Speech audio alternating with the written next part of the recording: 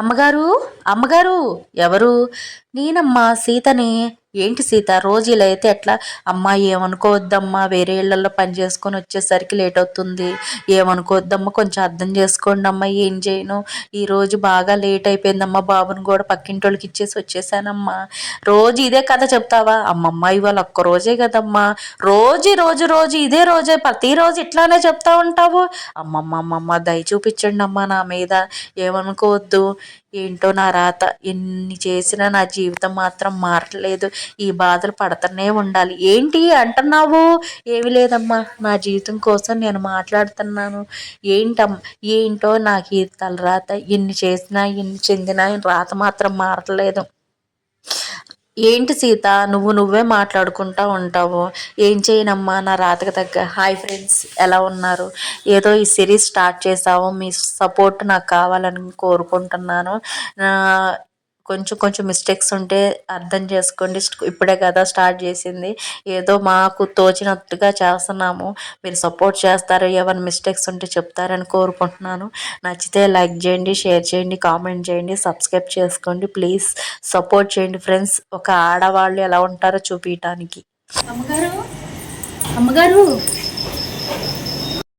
అమ్మగారు, ఎవరు? అమ్మా, ఏంటి సీత, మళ్ళీ వచ్చావు? ఇంటికి వెళ్ళానమ్మా. కొంచెం మీతో పని ఉండి వచ్చానమ్మా. ఏం పని? అంటే ఏమి లేదమ్మా, ఇంట్లోకి వెళ్ళేసరికి సరుకులును పాలు అయిపోయినాయమ్మా. కొంచెం డబ్బులు ఇస్తారని చెప్పి వచ్చానమ్మా. అడగాలంటే ఏదో ఇబ్బందిగా ఉంది. అంటే మీరు నా నెల జీతంలో మినహాయించుకోండి అమ్మా. బాబుని తీసుకొని వచ్చానమ్మా, వాడు ఏడుస్తున్నాడు. ప్రతిసారి అడిగితే ఎలా సీత? ఏమి లేదమ్మా, కొంచెం ఎంతో కొంత సాయం చేయండి అమ్మా. ఎంత ఉంటే అంత. ఇంట్లో పాలు సరుకులు లేవమ్మా. మీరే కదమ్మా. మీరు చేసిన సాయం నేను మర్చిపోలేనమ్మా. బాబు కోసం చాలా ఇదిగా వచ్చాను. పాలు లేవమ్మా. చాలా ధన్యవాదాలమ్మా.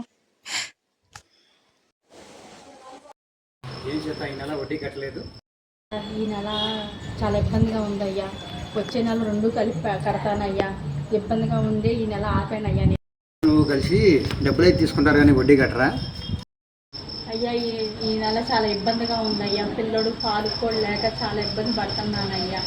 ఒక్క నెల ఆగండి, వచ్చే నెల 2 కలిపే కడతానయ్యా. ప్రతి నెల కడుతున్నాను కదా, మీరు అర్థం చేసుకుంటారనే కదా.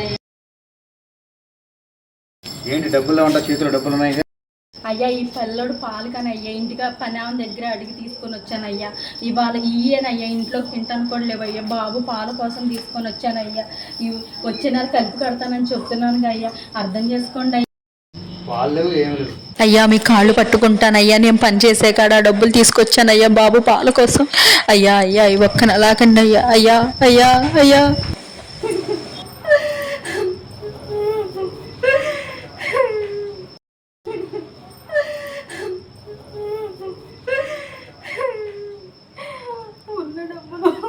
ఆయన తీసుకెళ్ళిపోయాడు. పిల్లలు మౌనంగా తిరగా. ఏం బావా, ఎందుకు మమ్మల్ని టవల్ని వెళ్ళిపోయావు?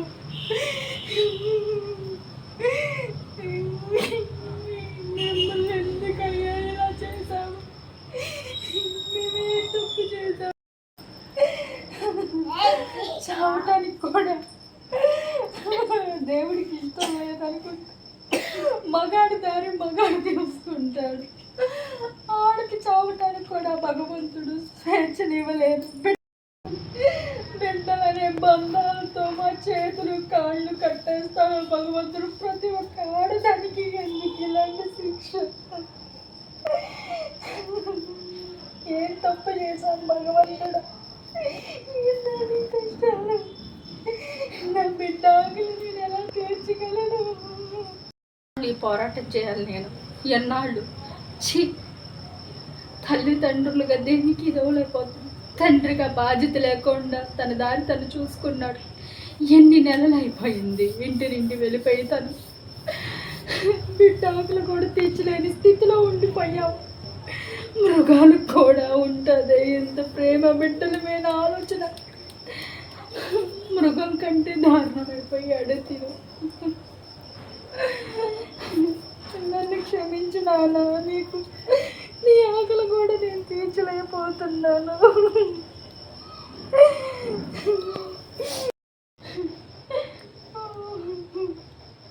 ఈ మంచి నీళ్ళతో కడుపు నింపుకోను అన్న.